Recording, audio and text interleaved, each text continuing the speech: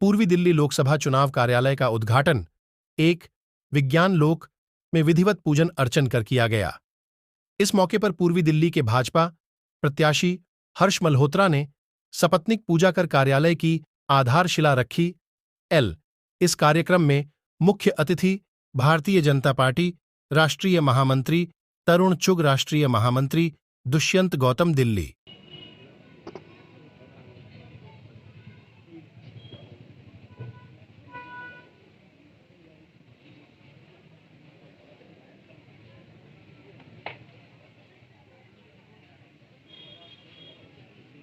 आपने BJP join की है, क्या लगता है कि आम आदमी पार्टी में आपका दम घुटने लगा था? सभी बातों की रिपीट करने से कोई फायदा नहीं है। जो हमारे प्रत्याशी ने बोला है वो बिल्कुल सही बोला है। वहाँ पे दम घुट रहा था। और हमारे अरविंद केजरीवाल जी, मैं ये कहता हूँ उनके लिए कि 100 झूठे मरे होंगे जब ये एक झूठा पैदा हुआ है। ये हर बात में झूठ बोलते हैं। जो बात संविधान की बात करते हैं, आपने जब एमएलए बने उसके बाद आपने मुख्यमंत्री की शपथ ली, जो आपने शपथ ली आप उस पर कामयाब पूरे नहीं उतर रहे हैं। जब आपके ऊपर इल्ज़ाम लग चुका है, आप शराब घोटाले में सम्मिलित हैं, तो आपको रिजाइन दे देना चाहिए। लेकिन वो रिजाइन नहीं देना चाहते। वो इसलिए चाहते हैं कि मुझे जो फैसिलिटीज़ है, जो घर उन्होंने लिया, वो आराम मुझे वहाँ पे मिलना चाहिए। तो ये मैं बिल्कुल। और दूसरा उन्होंने जो कहा कि पूर्वी दिल्ली से जो मैंने जनरल सीट थी उस पर एक रिजर्व कैंडिडेट उतारा है। क्या मुख्यमंत्री जी के पास इतने एमएलए हैं, उनमें से किसी को नहीं टिकट दे सकते थे? वो ये महा झूठे, महा बेईमान। मैं इनको कहता हूं कि आने वाले टाइम में दिल्ली की जो 7 सीटें हैं वो भारतीय जनता पार्टी मोदी जी के पक्ष में वोट डालेंगे। और जितनी भी अब तक जीत उनकी हुई है वोटों से, उससे ज़्यादा वोटों से पूरा वो करेंगे। मैं अपने 70-72 साथियों के साथ, अपने साथियों जो एमपी कैंडिडेट हैं उनको, हर्ष मल्होत्रा जी को आश्वस्त करता हूं।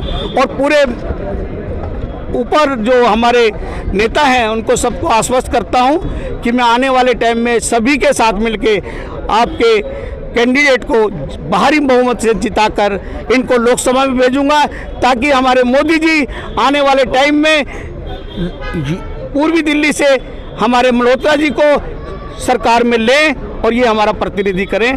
धन्यवाद।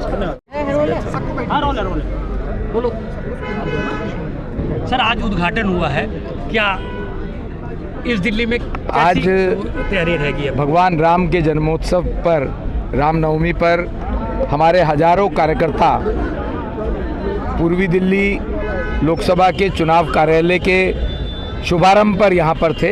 हवन पूजा और उसके बाद हमारे शीर्ष नेतृत्व का उद्बोधन हुआ है।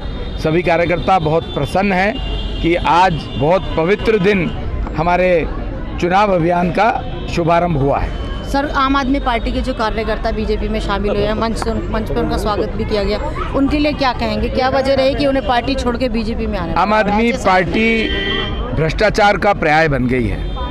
वहाँ पर जो उस समय कार्यकर्ता उनके साथ जुड़ा था, वो इस मुगालते में जुड़ा था, केजरीवाल साहब के उन झूठे भाषणों के कारण जुड़ा था कि वो राजनीति बदलने आए हैं। वहाँ पर अब जब उनका मुख्यमंत्री जेल में है और वो भी रिजाइन नहीं करना चाहता, उप मुख्यमंत्री जेल में है, एक मंत्री साहब जेल में है, एक विधायक जेल में है, और उसके बावजूद भी उनको इस बात की कोई शर्म नहीं है कि जो बातें कही थी उससे कितना पीछे चले गए, कितना नीचे गिर गए। तो मैं ऐसा मानता हूं कि आम आदमी पार्टी में जो स्वाभिमानी कार्यकर्ता है उसका दम घुट रहा है। इस कारण से उनके मंत्री आनंद साहब ने भी इस्तीफा दिया है और उनके बहुत से कार्यकर्ता लगभग रोज सैकड़ों की तादाद में आज भी 70-75 कार्यकर्ता भारतीय जनता पार्टी को ज्वाइन कर रहे हैं। मैं उनका अभिनंदन करता हूं, स्वागत करता हूं। के अंदर 4 करोड़ घर बने।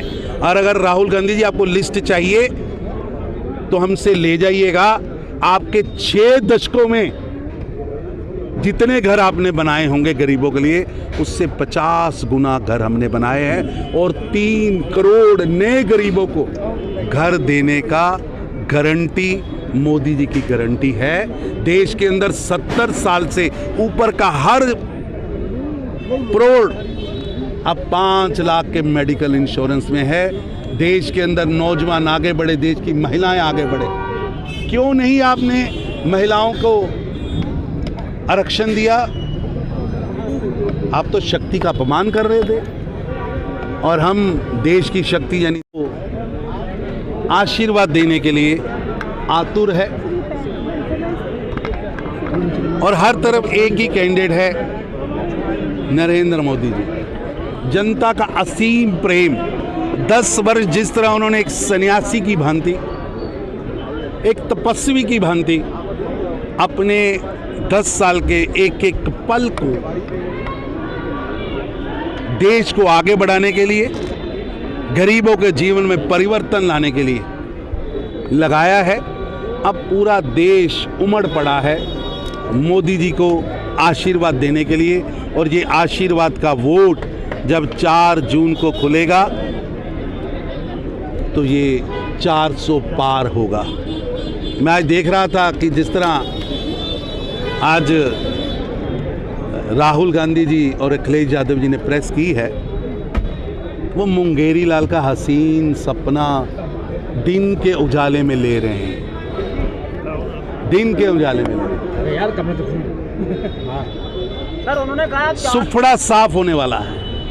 कांग्रेस और उसके गठबंधन के सहयोगी ये केवल व केवल वंशवादी, कुटुंबवादी, भ्रष्टाचारी लोगों का समूह है और कुंठित मानसिकता से बयानबाजी कर रहे हैं। सर उन्होंने कांग्रेस में सीधे तौर पर